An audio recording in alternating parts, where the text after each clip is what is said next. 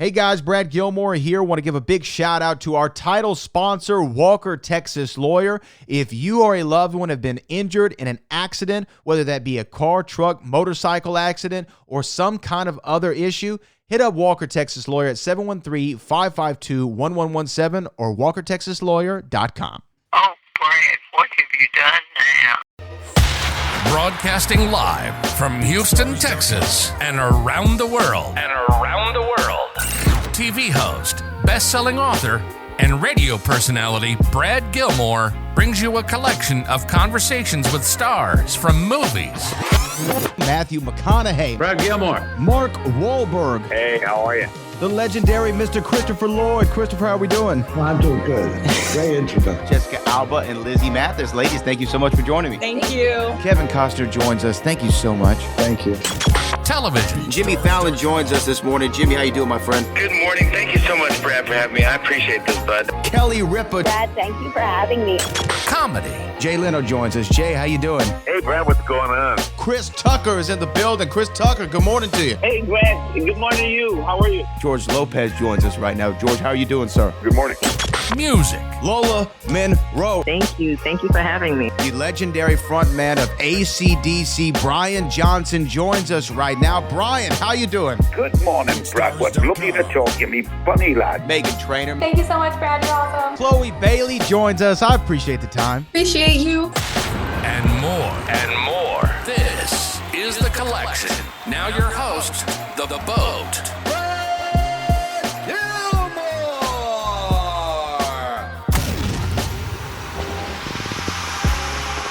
Kevin Smith, congratulations on this movie, man. I absolutely loved it, and I really appreciate you taking the time.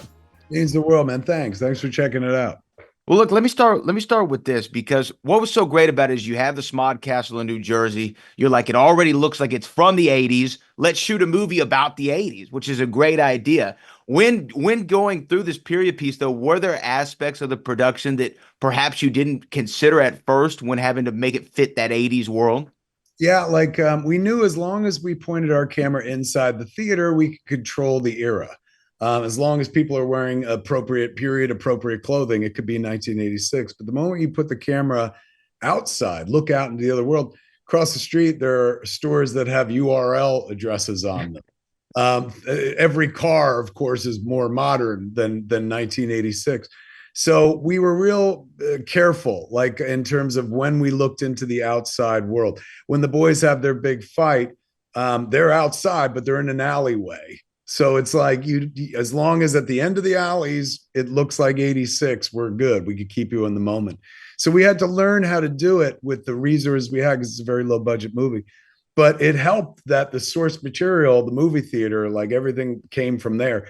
Since that looks old, our movie could take place in a different time altogether without costing us as much money.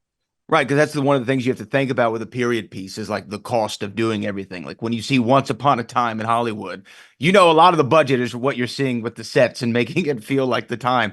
One of the directions I read that you gave to the cast is when they're driving to the theater, they do this dance, and your direction was make it iconic. Right. And at first it feels vague, but then they go out and they actually make it iconic. Like it's a great part of the movie. Is that kind of where your direction normally goes, or was that specific for the moment? It was for the moment. The kids were like, what do you want us to do in this? I was like, it's just we'll do it a couple times. Everyone will change places. And it's just, think Wayne's World, doing Bohemian Rhapsody, just driving and having a good time. And they're like, what are you looking for? I was like, just make it iconic. And I walked away. And after the first take, all three of them, young actors in their 20s, are like, that was a real head fuck. What do you mean make it iconic? And I was like, well, I've been doing this like 3 decades now. And so like there were things we did in Clerks and Mallrats and Chasing Amy that I didn't give a second thought to, man. And yet over time, those things became very iconic. So while you're doing this, don't think about the moment. Think about how this is going to be viewed 30 years from now. It has to stand the test of time. So make it iconic. And they were like, worst piece of direction ever. But they got it. They 100% got it. They did. They nailed it. They did it so much so that like, many movies, coming of age movies, have done the kids in the car having a good time. this one is mine and very specific. And thanks to the kids, going for it and not being, actors in the 2024, but actors who are playing kids in the mid 80s.